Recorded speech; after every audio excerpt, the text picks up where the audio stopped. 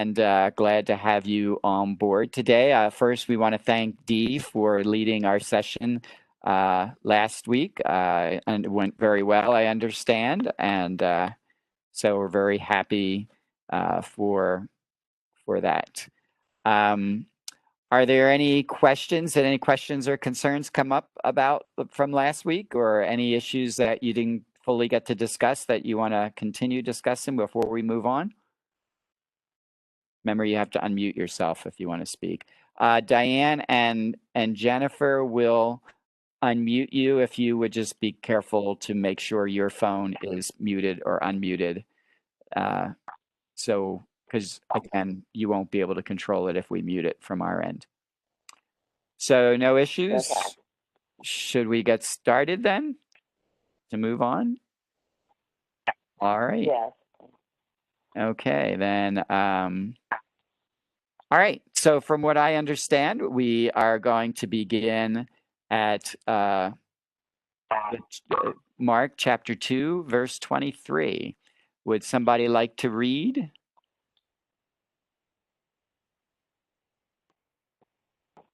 Don't all jump at once.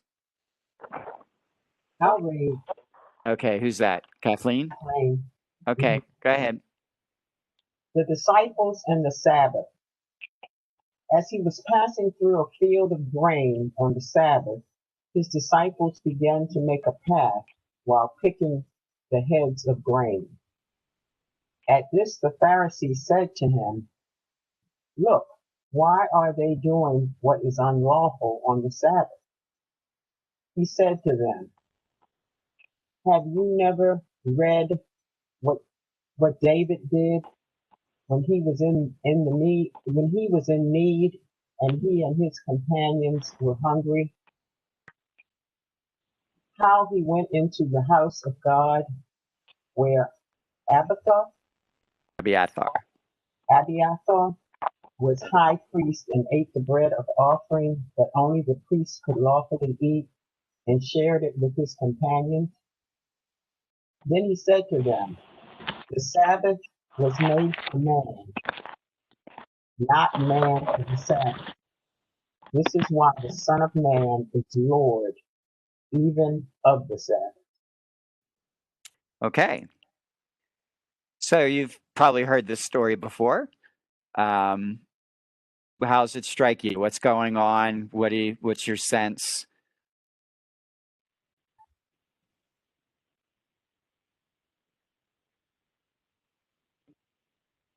Nobody has any reaction to the story? So I feel that, well, I guess if the Pharisees are doing what they're, I guess, supposed to do and making sure that the law is obeyed, but putting my 21st century mind in there, they just sound like they're being petty. But Jesus is saying that, well, it kind of makes me think of that if you are in need, you have to take care of those needs, those real needs. You know, and the Sabbath should not stop you from taking care of your real needs. It makes me think of a lot of older people that I know who feel like I have to tithe, and they get one check a month, and they tithe just about the whole check, and they might have their lights out. You know, so it makes me think of that kind of a situation, that God wants you to obey the laws, yes, but God wants you to take care of your real needs.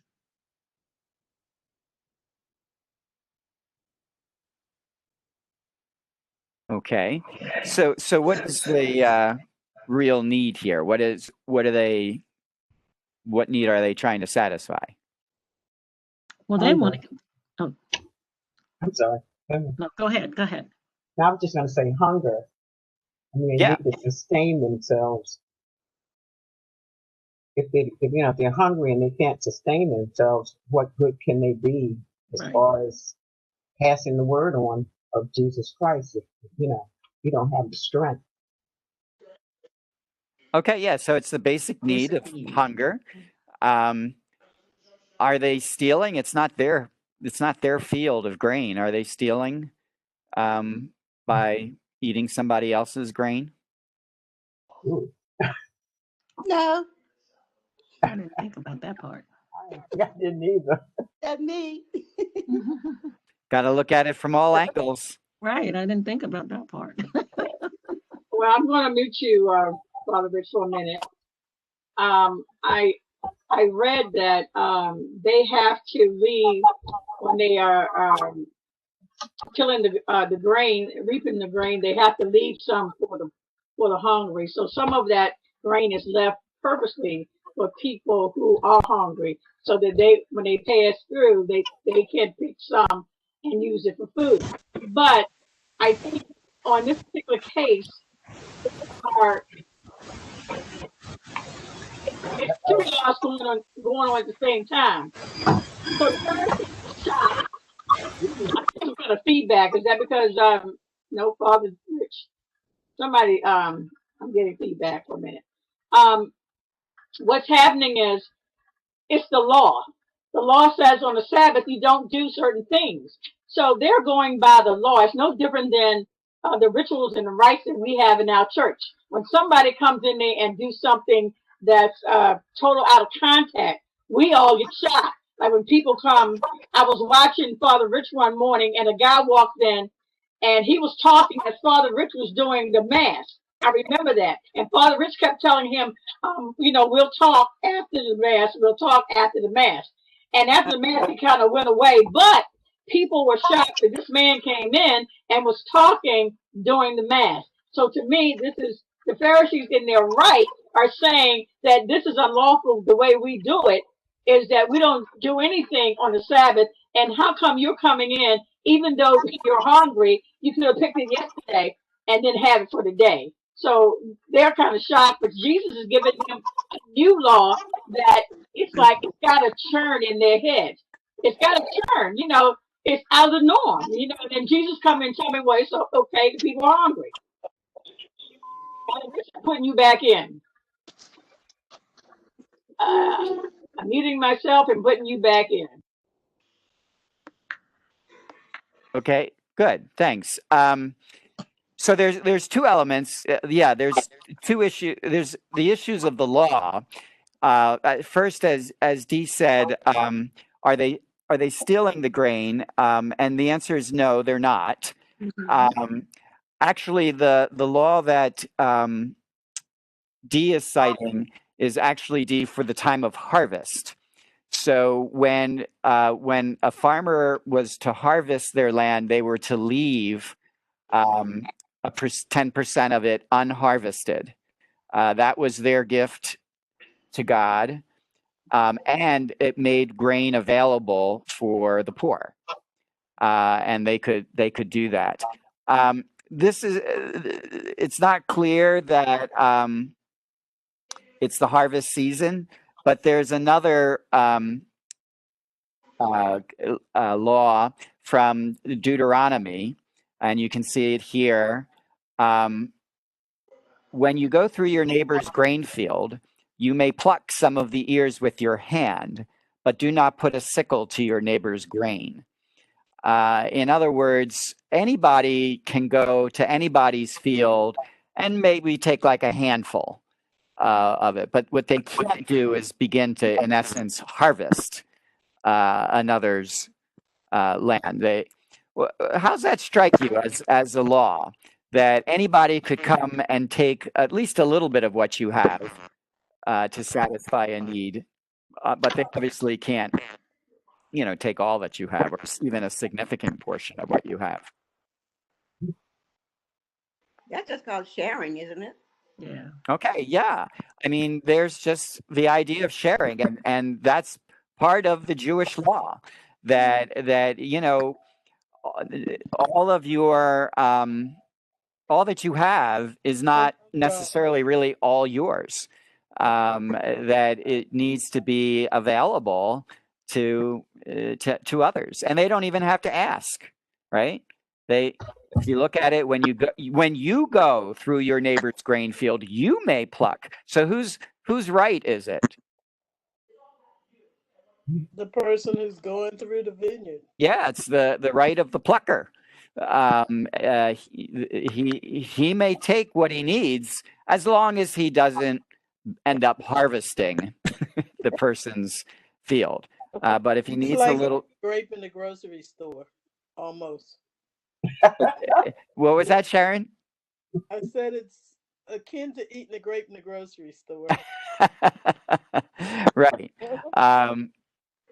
So that's an interesting. The idea is that what they're doing is not wrong because it's not their grain. So they're actually entitled to do what they're doing. The problem is, as They're Dee doing it pointed on out, the yeah, they're doing it on the Sabbath, and they shouldn't be, because it's considered work. And nobody disputes that. Does Jesus dispute that this is work? Nope. Yeah, no, he doesn't dispute it. But how does he respond? What's he trying to say here?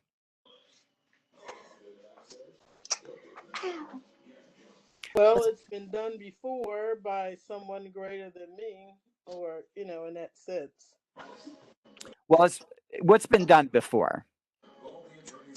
Doing something on the Sabbath or breaking a law that is their law. Yeah, it's more. Men went into the temple and ate the bread, and they shouldn't have. So Jesus is saying it's when the time of need comes, the laws are second to what your needs are, and that's what I think Dee was trying to say. It's that your need precedes the law sometimes. Okay, yeah. So this the little story he tells about David isn't really about the Sabbath, right? But it is about the law, and that under the law, only the priest was allowed to eat that special bread that was kept in the temple. But in the case of David and his his companions were really other soldiers. They were in battle and they were passing through and they were hungry, and that need surpassed the law, and so the law was. So now, is he saying that anybody can just break the law? No, I don't think so. Just those that is in need at that moment. Well, is it even for that? Well, So there's a little twist on what's going on here, and it has to do with the very end of the story. The Sabbath was made for man, not man for the Sabbath. That is why the Son of Man is Lord even of the Sabbath. He's already saying that the Lord, on the side, yes, you should be keeping the law, but even I am over the law. I am more than the law. So even if there is a law, that what I'm trying to say is that I am, the law doesn't attain to me. It doesn't attain to the Son of Man, because the Son of Man don't need a law. The Sabbath, he can do what he wants to do. But it wasn't actually him that was doing the plucking, it was his disciples. So it really couldn't have been that. But he wasn't, he allowed them to do that though. So if he had said one thing about it being the Sabbath, they wouldn't have plucked that grain. But he allowed, and you know what, we weren't there. So I'm imagining that he was a grain. Because those disciples know the law. They know the law. Yeah. I mean, somebody's phone is ringing. Phone is mute everybody. Okay. I muted everybody. So somebody knew. I mean, they know the law. Pretty much they know it. But I'm just imagining that he was the first one that plucked that grain, and they just followed suit. They always did what he did. But he's trying to make us understand, okay, the law is there for you, but I am above the law. So when there's a need, I can precede the law. I mean, that's exactly how I see it. And, I could be wrong. No, I actually I think you're right. So he's doing a couple of things here. First, he's saying that the Sabbath was made for man, not man for the Sabbath. What does that mean? The Sabbath was made for man, not man for the Sabbath.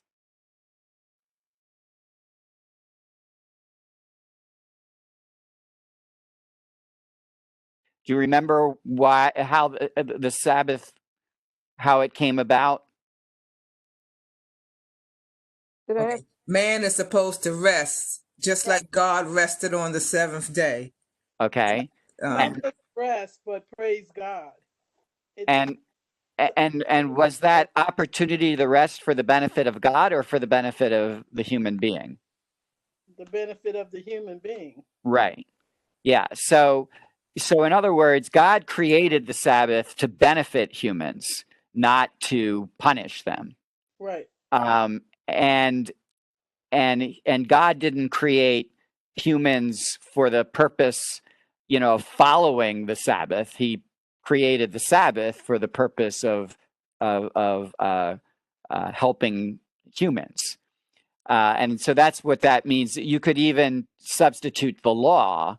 The law was made for man, not man Right. for the law. Exactly. In other words, the law is for our welfare, and it's supposed to enhance our relationship with God and one another. It's not supposed to be a hindrance to it. So that's a basic principle, which I would imagine most of us would agree that the law is supposed to serve our needs, not to hinder them. But then he does do this. What Dee is saying, he makes this really amazing statement. That is why the Son of Man is Lord even of the Sabbath. So who is the Son of Man? Jesus. Yeah, he's used that title to refer to himself. So it's not like the Son of Man is somebody else. And he is Lord even of the Sabbath, which, as Dee pointed out, he is higher than the Sabbath. So he can he can make the judgment that his disciples need this food on the Sabbath and that it's okay for them to break the Sabbath rule, because one, it's to help them and not to hinder them. But even if it's not, I get to say what happens on the Sabbath. Right. That's pretty chutzpah, isn't it? Yep. Yes, it is. Yes, it is. I mean, it's sort of like I had to say, it's sort of like during this pandemic, somebody has to make a rule that it's okay for us not to come to church on Sunday. It's okay, and I'm sure when the bishops tell us that it's okay not to come to church, then we feel like it's justified. Sort of like this here, he's telling them, because I said so, it is justified that they can eat on this day because it's needed. Sort of like now it's needed that we don't gather in a large group at our church for our own health. So he is looking out for them, even though it's a Sabbath. Now, should he, you think about it again, should he, and if I was talking to the Pharisees and they're starving, should I let them starve just for one day? We pass this one day and they might not make it till tomorrow. So he's saying to them, I am Lord even over the Sabbath. Eat your fill today. Don't worry about tomorrow. That's another thing he does. It's not, we can't worry about tomorrow. We don't know we're going to have tomorrow. So he is saying, even though this is the Sabbath and I am Lord of the Sabbath, it's okay that they can eat this bread today. Can we take the quantum leap and say, I am Lord over the law, because that is what this is all about, the law? Can we say in that statement he's also Lord of the law, not just of this one particular one, but of them all together? Certainly there can be that conclusion, that implication. And why now here's a good question that I keep asking to remember why is Mark telling you this story? What's the point that he's trying to make? Is he trying to make a point about how to interpret the law? Is that his main point? I think his point is letting us know Jesus's place. Okay, great. That Jesus is the Son of Man and is Lord even of the Sabbath, right? And as I always keep telling you, I love to drill things into your minds. Go back to the very first statement, the beginning of the gospel of Jesus Christ, the Son of God, right? Mm-hmm. Remember, this is Mark's basic point, that the good news is that Jesus Christ is the Son of God. That Jesus, the Christ, really, the anointed one of God, is the Son of God. And as a result, what he's saying here is here's another example of Jesus being the Son of God, the Christ. And he is Lord even of the Sabbath. So this is not about how do you interpret the law. This is about who Jesus is in relation to the law. And as the Son of Man, he is Lord even of the Sabbath.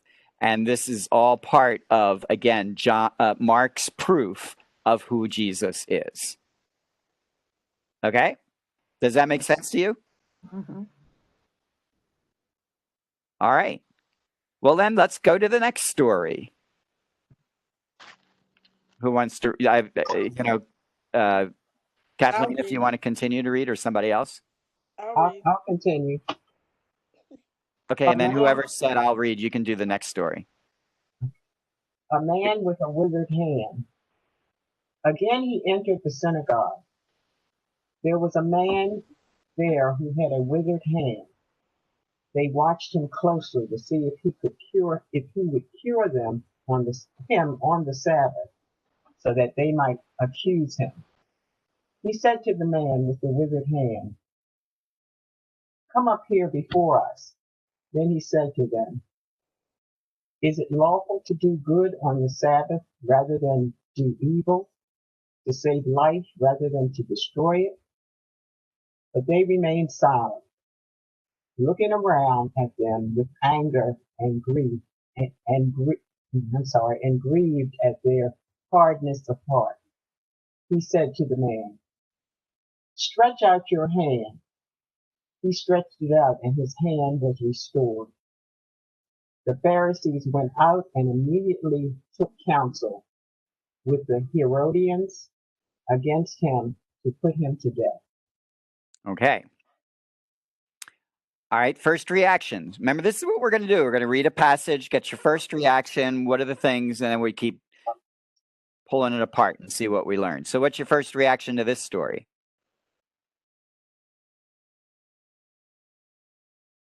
Giving them another to understand that the law is not just the law. Like he said, the law is not made for man, but man for the law.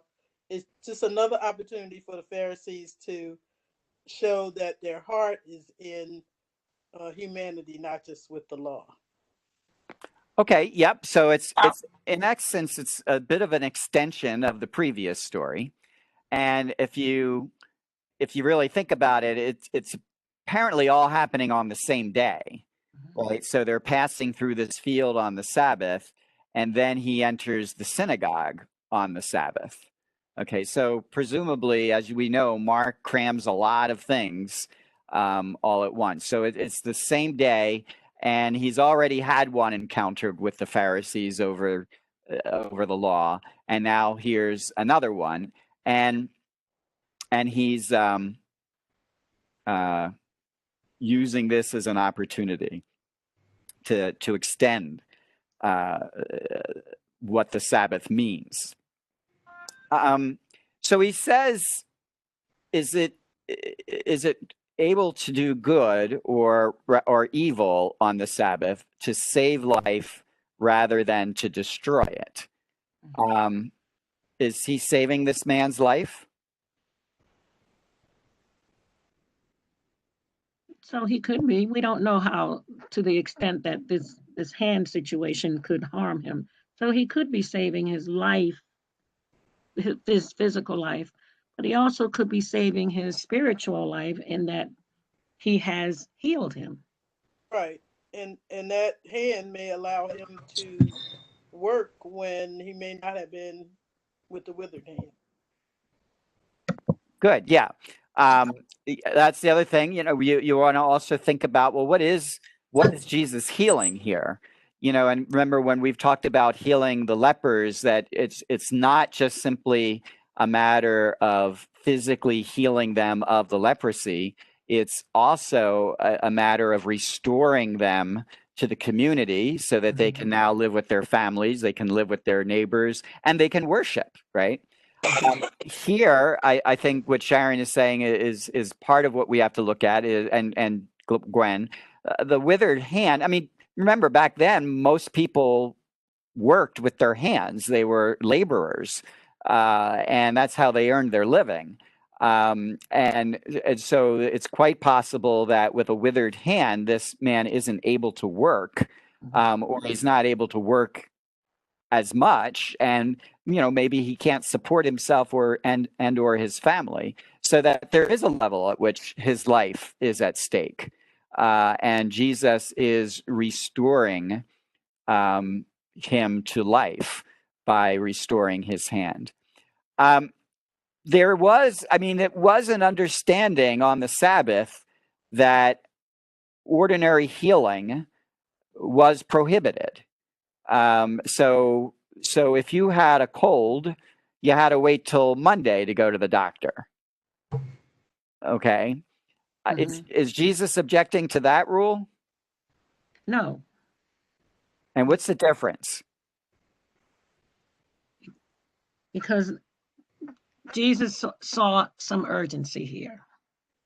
And so, opportunity and urgency. And so, yeah. And significance. In other words, the cold might not threaten someone's life in the way that this withered hand is threatening this man's life. So yes, I think you have to realize that Jesus doesn't have a problem with the law. It's the way they're interpreting the law that he has a problem with. And the law should never be interpreted in a manner that ends up punishing innocent people, and that in this case he is trying to assist somebody who's he considers in very significant need, and this is not just an ordinary healing. This is something that's significant. Now, one of the things, for example, one of the subtleties that you wouldn't be able to pick up in the English is when he says, "Come up here." In Greek, the verb he's using there is the identical verb. I'm getting some feedback, Dee. I don't know if you can figure out where that's coming from. That's the identical verb that is used to be raised from the dead, to be raised up. So Jesus is telling him, come up here. And the idea is, if you know the play on the words, Jesus is raising this man up. And by doing what he's doing, he's restoring his life to him. Just a little something there. What's Jesus's reaction? What's his emotional reaction to what the Pharisees are saying?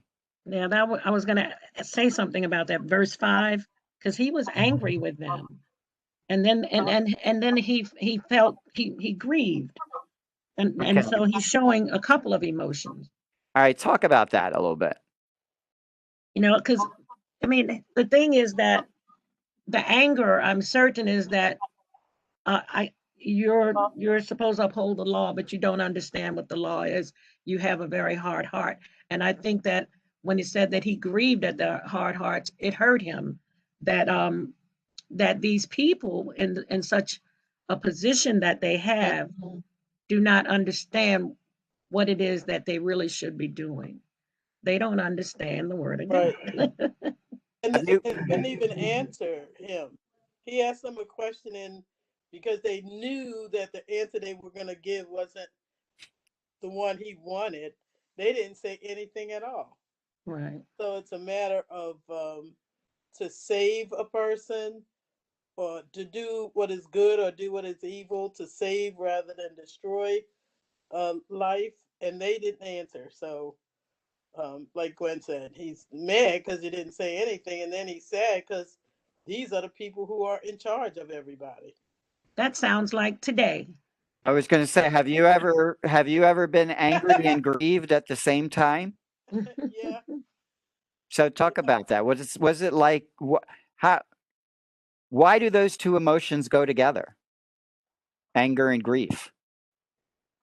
Because sometimes the thing that we're angry about, we have no control over.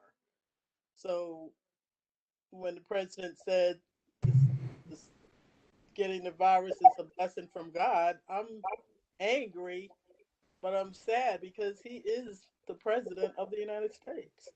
Mm-hmm. I was angry last night. I mean, I was just angry at this debate last night. Could do nothing about it. I just, at 10 o'clock, I said I had enough. You But know, did you grieve this morning because these are the two people that we're stuck with? And we are stuck with them.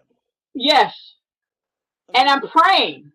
I told my husband I am praying that this man doesn't die. Because that'd be a whole nother thing that we had to go through, that we would have to go through. That God keeps him alive through this virus until it's over. Get out of here. Get out. You know, Who is that? and it makes you grieve because it's just you're angry, but the thing I'm angry about is that people just lie and believe the lies, and the people listening to them believe the lies, and it's like, what's wrong with them?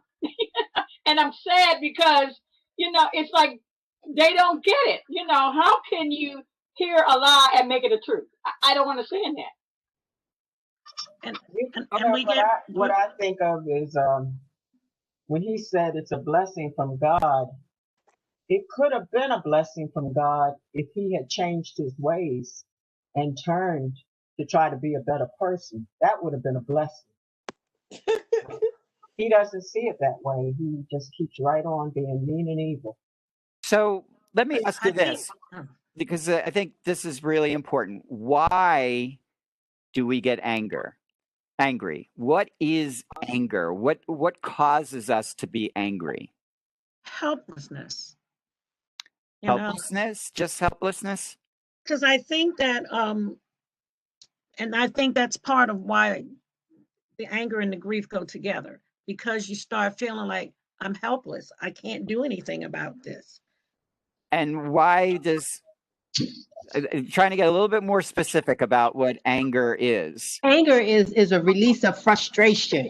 I was going to say that word too. To me, It's frustration. Okay, and what is? You have to keep going deep. But what do you perceive that's making you frustrated? That's making you angry? That you see the same thing over and over, and it's like it's not sinking in. I think it's here is that they cannot see the truth. The truth is right there in front of you, and you just don't see it. Okay.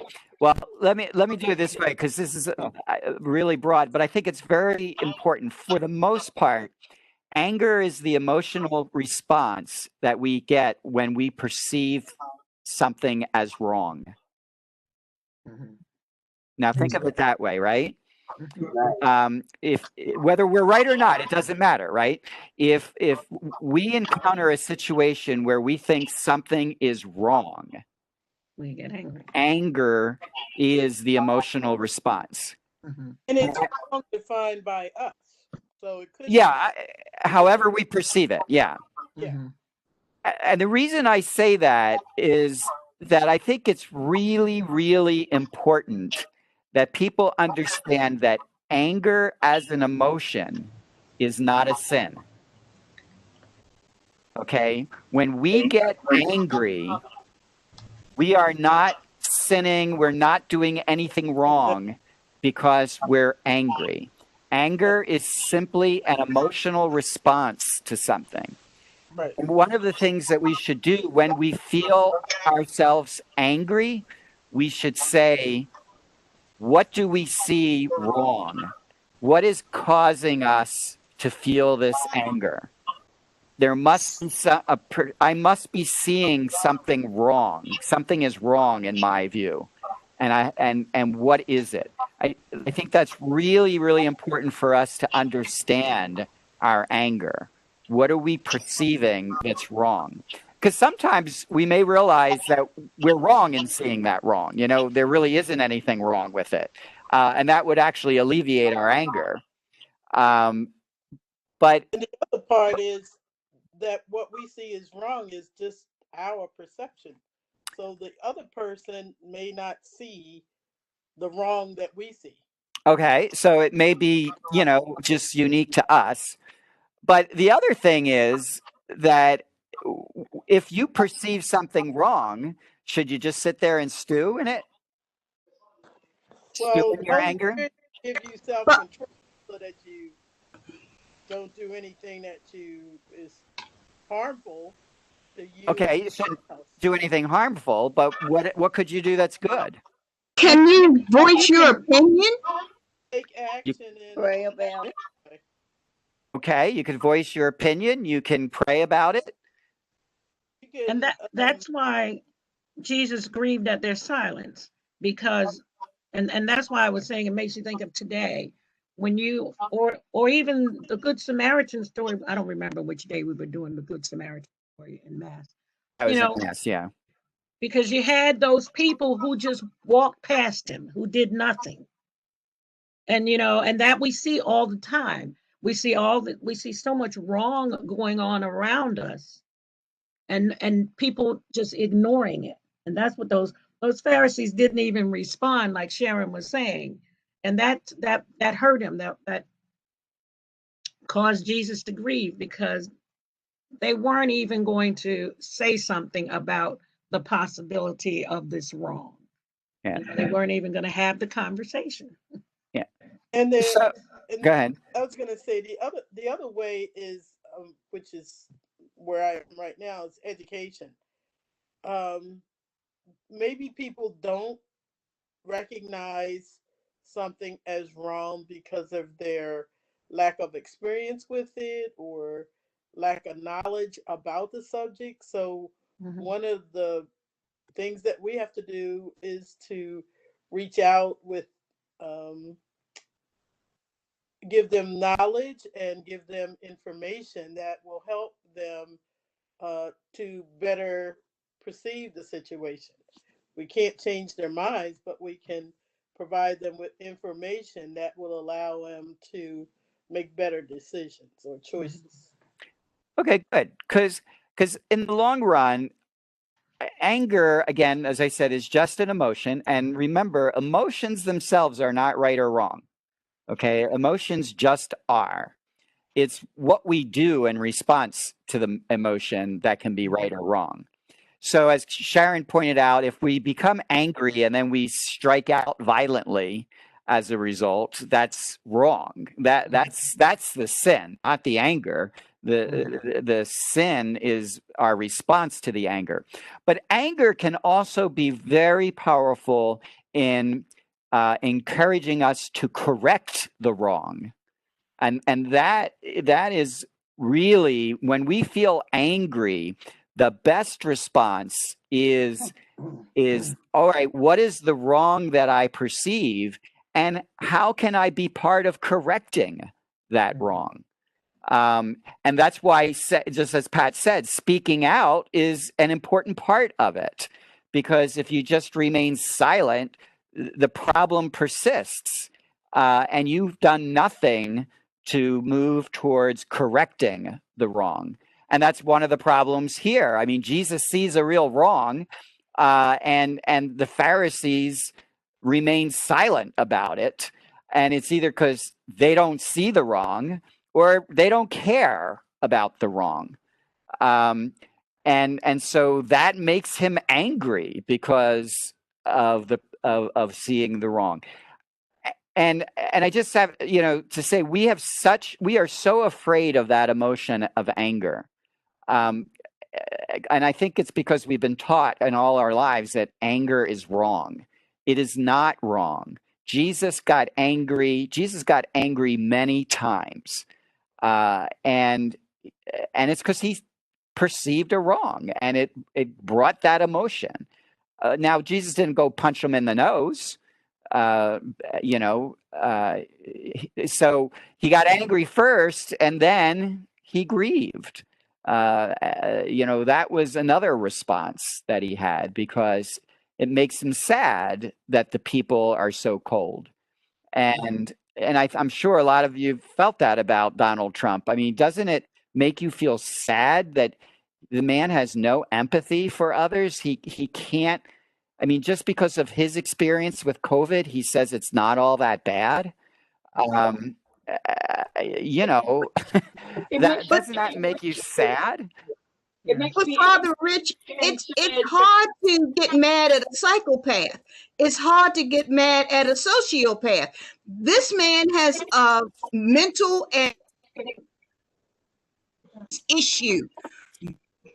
Change him because he is what he is, and the people that follow behind him, hanging on to his every word and doing the things that he said, they have the same also social issue that he has, because a right-minded person wouldn't even entertain his nonsense. Well, okay, but again, we just because we get angry because we can't change something doesn't mean that there's nothing we can do, right? So even as somebody, you had said earlier, Pat, you speak out against it. Somebody else said you can pray about it at least.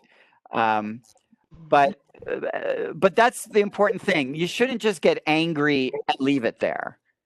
You need to allow your anger to provoke a response that hopefully you will channel to a positive response, and not make the situation worse. Okay. So I just wanted to point that out, that anger is a very important emotion. Whenever we feel it, we shouldn't be ashamed of it. We should ask ourselves, why are we angry?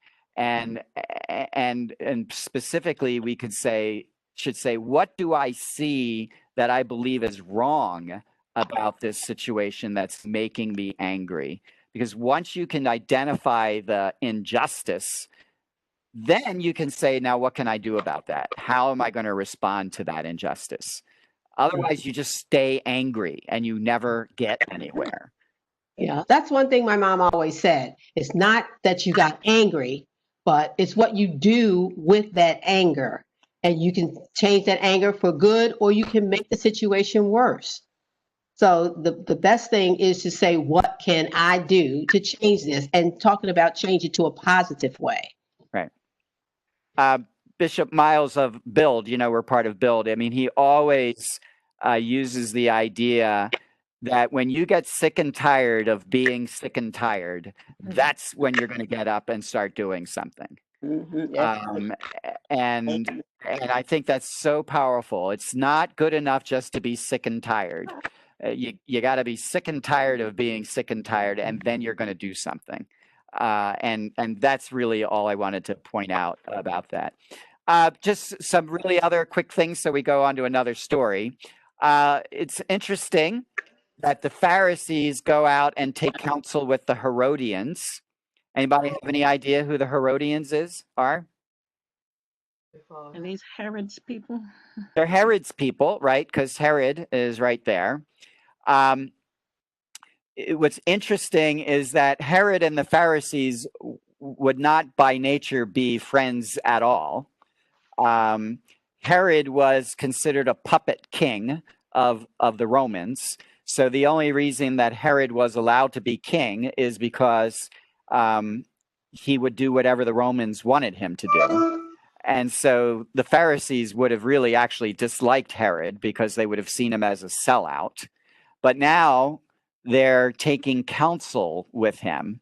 So, you know, what is this? Common enemy makes the best friends or something like that. I don't remember exactly what it, but here you have two people who would not normally be allies who are now coming together, and they're plotting against him to put him to death, right? And it's interesting because if you look at the bigger story, Jesus sees a man with a withered hand, right? And Jesus's response to that is to save life rather than to destroy it. But the Pharisees' response to that is to plot his death. So Jesus is the instrument of life in this story, and the Pharisees and Herodians are going to be the instrument of death. So it's a story that's much more than just healing a withered hand. It's about, are you for life or are you against life? And where do you stand on that? All right?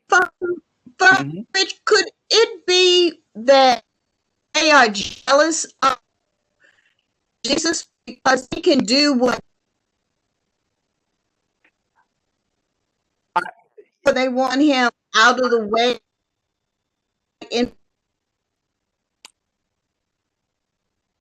instead of following them?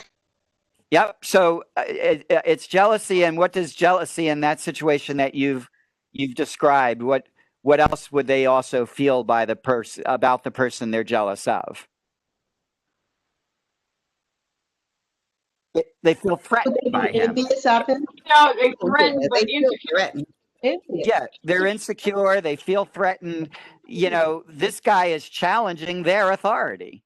And if he's got enough of a following, it's not simply that I wish I had that following, which is certainly what they're feeling. It's more than it's also not only do I wish I had that following, I'm afraid I'm going to be put out because this guy is going to overtake me and undermine all of my authority. So we see that a lot going on in politics today as well. That a lot of decisions are being made over who's in control and who has the power and who has the authority. Yeah, it's sort of like, you know, what it is now. Donald Trump is afraid that he might get ousted, and he's already said that, you know, he's not moving. You know, he's not gonna. You know, if he loses, then he's going to the Supreme Court, and he is not moving out of the White House. So it's sort of like, you know, they feeling that, you know, this man come along, and I might not, you know, be in power, and it's all about power. You know, it's the powers is just an evil, I would say, in some people's hands. Okay. All right. Any other comments before we move on? Okay. Who? Somebody else said they wanted to read. So who wanted to take it on from verse 7? Okay. The mercy of Jesus. Jesus withdrew toward the sea with his disciples.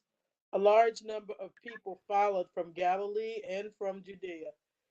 Hearing what he was doing, a large number of people came to him also from Jerusalem, from Idumea, from beyond the Jordan, and from the neighborhood of Tyre and Sidon. He told his disciples to have a boat ready for him because of the crowd, so that they would not crush him. He had cured many, and as a result, those who had diseases were pressing upon him to touch him.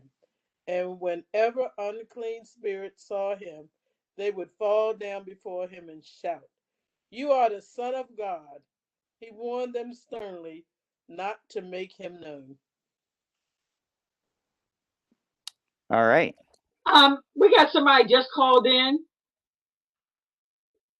the person just called in. Can you identify yourself? Yes, my name is George Karama. I'm the brother of Catherine Alston. All righty. Okay. Welcome, George. Okay, thank you. Okay. What's your first reaction to this passage?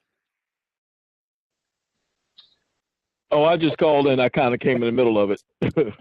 Okay. Well, then somebody else. What? Anybody else out there? You heard? If you heard the whole passage, what's your? Oh, we're getting feedback here. Yeah, I'm getting ready to figure All that right. out. Yeah, that did it. Okay, how could he not think that people would know him? You have all these people following you from town to town. I mean, there's no way that you are invisible or they're not talking about you. They know some of the things that you have done. How can you ask someone not to say anything? I mean, that's a little hard because you just brought attention to yourself. He didn't ask him not to say anything. He asked him not to say he was the Son of Man. Because but who's he asking not to do that? he's The asking the demons. unclean spirit to do that. Right. He's asking the spirits. He's not asking the people. Right. Right. And we've They heard know this. he is, and he wants the people to come to that conclusion on their own. So I think he's telling them, so let them decide. Who do people say that I am? Let them figure it out. Don't you tell them. Okay. Could be that. It also, if you want somebody to tell you to vouch for you, who do you want and who do you not want? Yeah, he probably doesn't. He's probably also concerned that the unclean spirits could actually hurt the situation. But you're right. Overall, he wants the people to figure this out on their own, and also to understand broader who he is, more broadly who he is. And it's going to take time, that he's not a miracle worker. He is the Son of God, which is different than what many of them might be thinking right now. All right. So what else do you get from this story? Oh, I do get that. Well, Where are people coming from? They're coming from all over. Yeah, they're coming from all over. Let's take a minute and look at the map. And they want to touch him. And they Touch want, of his yeah, life. that's. Let me just show you the map so we know where they're all coming from. All right, here's the map. Jesus is up here, the northern part of the Sea of Galilee, right? I don't see the map. Wonder why. Does other people see the map? Yeah, I see it. Okay. yeah, I see it. Okay. So I there, don't see yeah, it at all. Yeah, the map is taking over the whole screen, so I see it. Oh, Okay, okay. yeah, I it don't must see be. it at all. Okay. I don't see it either. It's your view. You have to fix your view. Yeah, it might have to do with your computer. So just real quick. So Jesus is up here, and where were the names of the towns? So Judea, right? Idumea, it's down here. Yeah. Right. So that's probably Jerusalem is over here. Over here, Jerusalem. From Tyre and Sidon. Yeah. Tyre and Sidon are up here. Here's Tyre, and here's Sidon up here. Oh yeah, I see it. All the way up here. So, and then if you look at, Gwen had asked earlier for a scale, so you can see down here. So if you're coming from Sidon down to here, that to me looks like it's about 120 kilometers. Right. 120 kilometers would be about 80 some miles. Right. But really, if you're coming down all the way from Idumea, all the way up here, that's Right. probably 130 miles or something like that. Right. You know, I remember I walked the Camino. I walked 130 miles. Took me 11 days to do it. Um, And everybody, excuse me, the word has spread. It's not just the traveling. The word had to get down there in order for them to get up there where he is. So it's a yeah, span of time.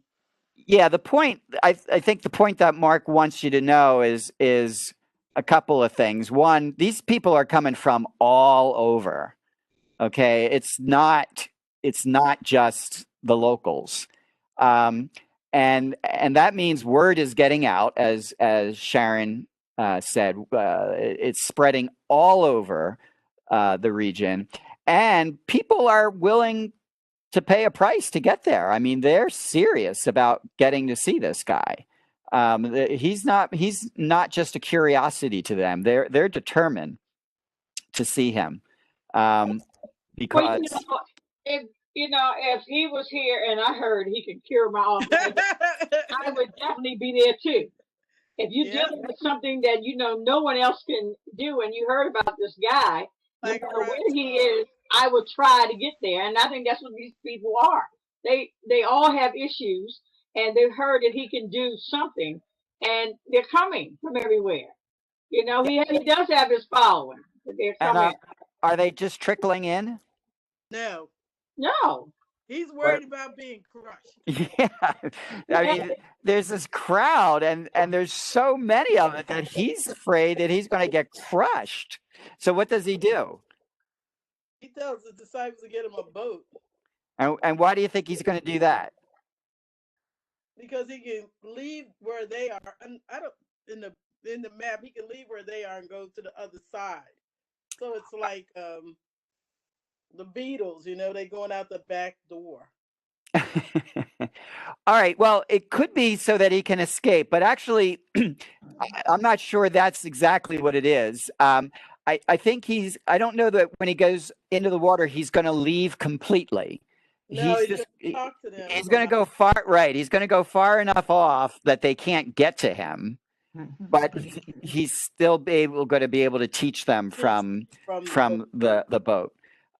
So, I mean, this is his way of crowd managing. He doesn't have Secret Service men to keep the crowds back. So he goes out into a boat.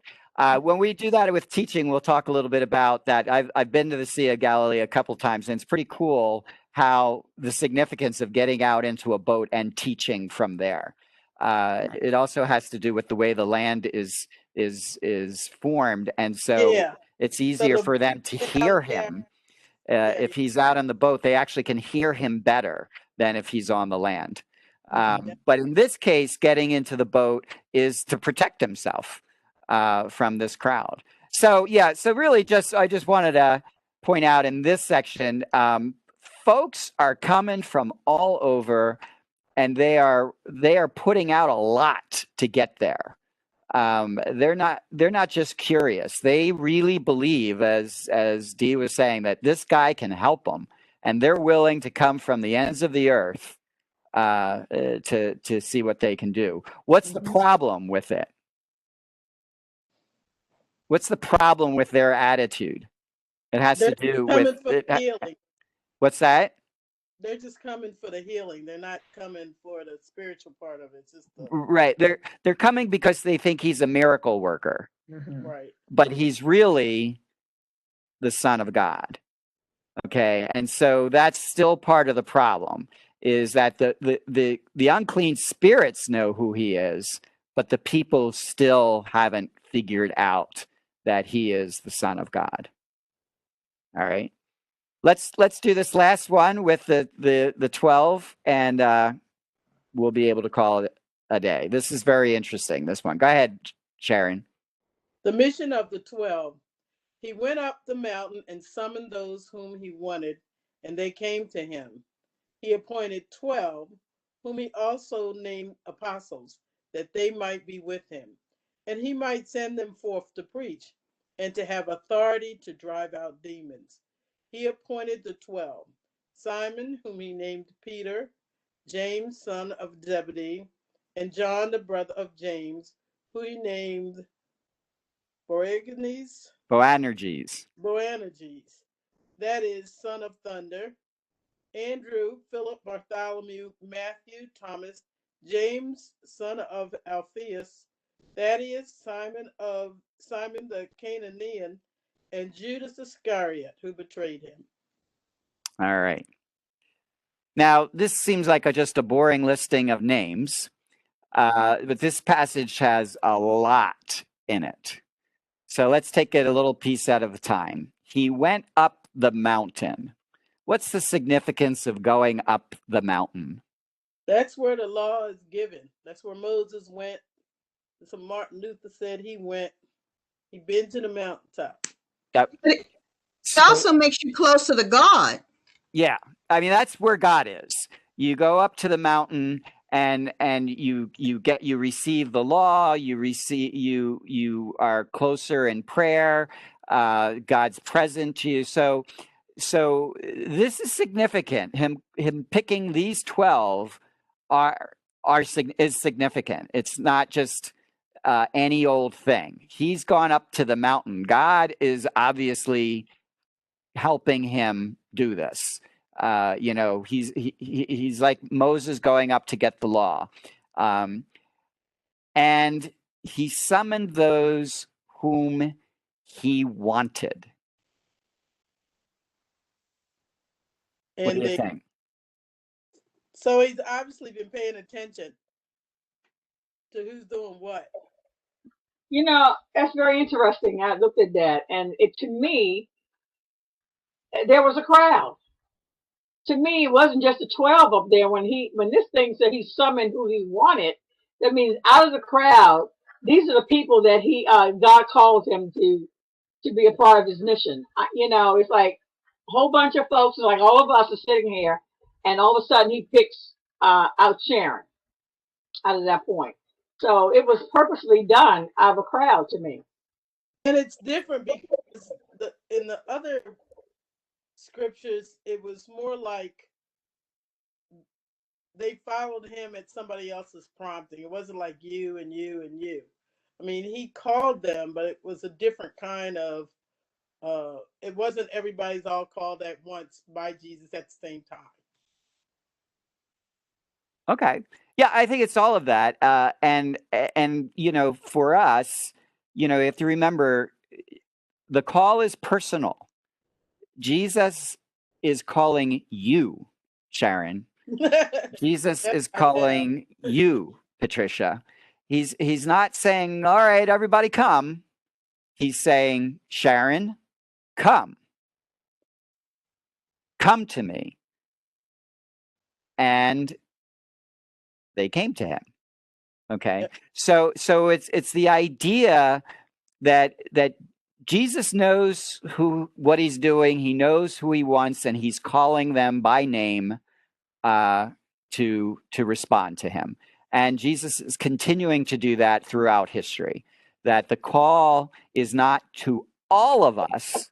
The call is to each of us. Each one of us gets our own call. Okay. All right. What we know now and what we don't know in this past, as you always say, be right here where we are.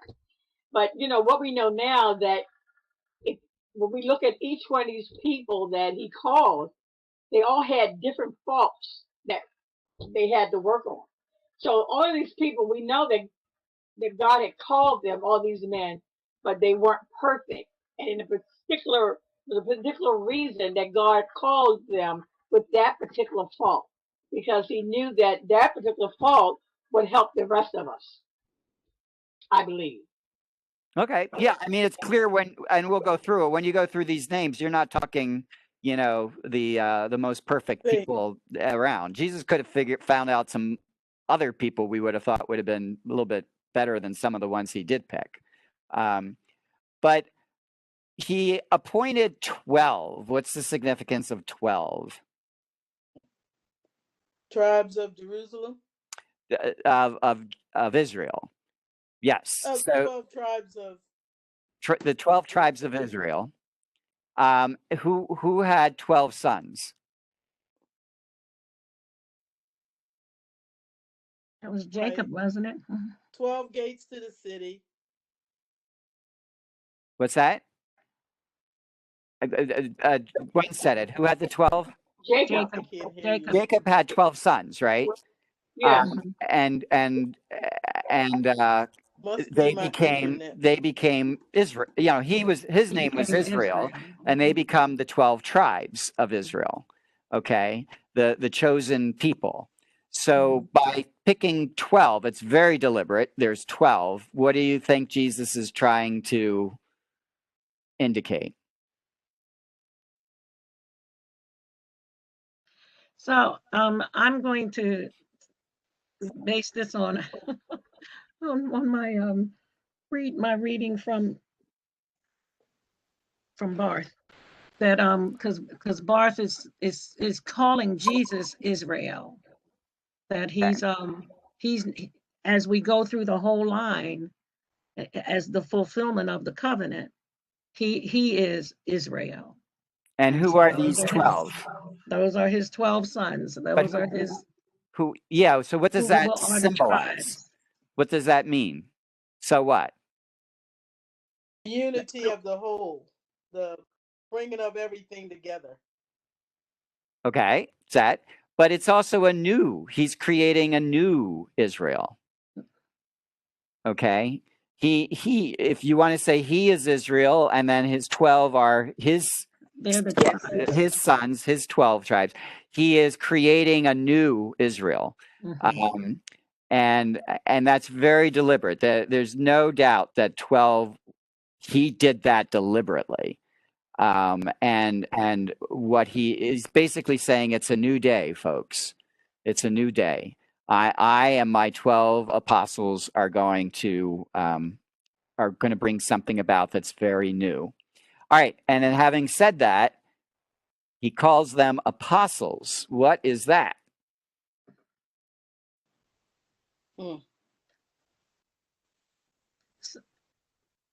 So him calling them apostles as in followers who are like disciples. Okay. Well, there's a difference between a disciple and an apostle.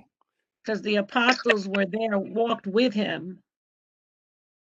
Isn't that like one of the major differences, that the apostles were there with Jesus? Okay. Well, they are with him, but so are his disciples are with him. Yeah, but That's, he called them. I think the apostles are going to have the privilege to go out and touch people the way that he does. okay. Yeah. It's that. All right. So let's just. These are, I really would like, it would be really good for you, in my opinion, for folks to really get this down. So a disciple is, as Gwen said, a disciple is one who follows. Okay. A disciple is the person who hangs with Jesus, who listens and learns from Jesus. In fact, the Greek word for disciple is really student. If you translate the actual Greek word, it really means the student. So a disciple is a follower of Jesus. An apostle literally means one who is sent. Okay? So as Pat says, Jesus takes 12 of his disciples, and now he's going to send them. He's going to empower them and send them out. Okay, and that's why he's calling them apostles. So they can be an extension of him. So that they can be an extension of him, right? Because they basically gives him the same authority that he has, which is to preach, Teach and heal. and to drive out demons. Okay, so I like them right there. So are all disciples apostles, or are all apostles disciples? No. What's the relationship between an apostle and a disciple? I think it's the calling. The fact that he called. Are they two separate groups? No, I think they're two separate groups. I think the disciples follow Jesus from place to place, listening to his word, or they can spread his word, but but the apostles can heal, not only say the word, but they can also heal you as well. Do they? Can So they? they're Do all they? disciples. Do they not have to be? Yeah, followers. Go ahead, Gwen. Yeah, they're all disciples, Right. but that select group, I like the way who was it that said the extension group. They're the apostles. You can you're not necessarily, if you're a disciple, you're not necessarily an apostle, but if you're an apostle, you are also a disciple. Right. And I would say, actually, I'd go even further. You must be a disciple. Right.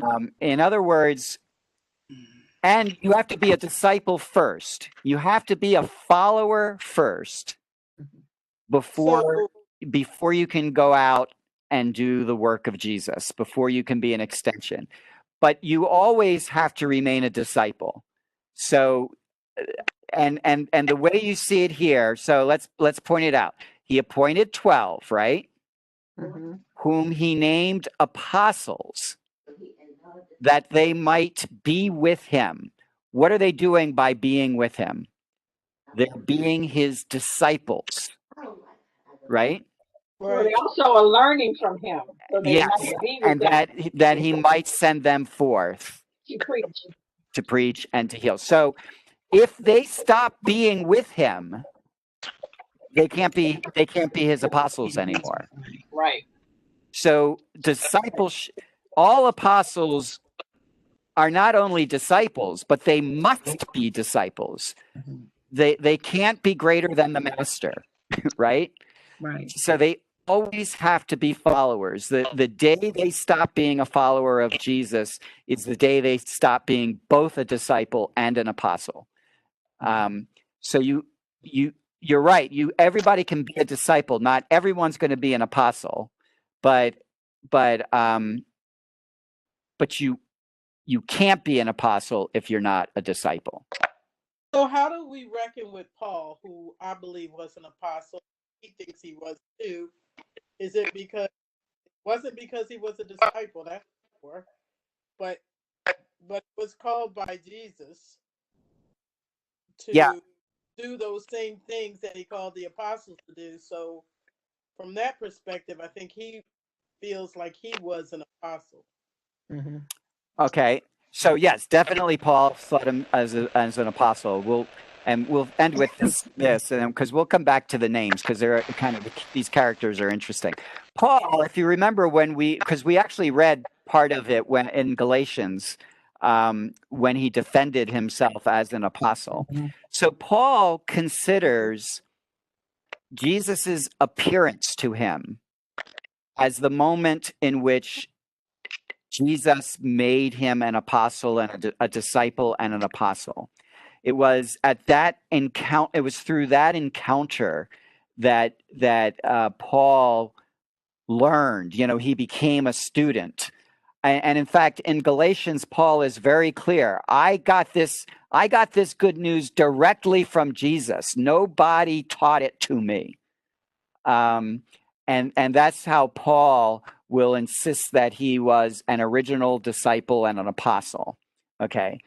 But be careful. We don't want to say disciples and apostles can only be those who were instructed directly from Jesus, because we all are disciples, or we should be at least, and none of us were instructed directly from Jesus. We were taught by others, and that's how we became disciples. So this process of becoming disciples and becoming apostles is ongoing. But it kind of manifests itself through the church, right? Who is an extension of Jesus. So just remember, we're all disciples. Okay, I believe that we all have the opportunity to be apostles, but some of us don't step up to being apostles. Apostle doesn't necessarily mean we have to be church leaders or something like that. But being an apostle means that we just need to go into the world, and we have to share the good news of Jesus Christ, and we have to be a healing presence to people in doing that. And I think anybody is a candidate to do that. Whether they actually do it or not, I don't know that all disciples step up to be apostles. But all apostles are disciples. All right? All right, let's finish there, and we will pick up. We'll come back to this next week because the names of the apostles is interesting. Okay, so Dee, if you want to stop the recording, you can do that, and if you want to take over to pray, you can do that, and we'll call it a day.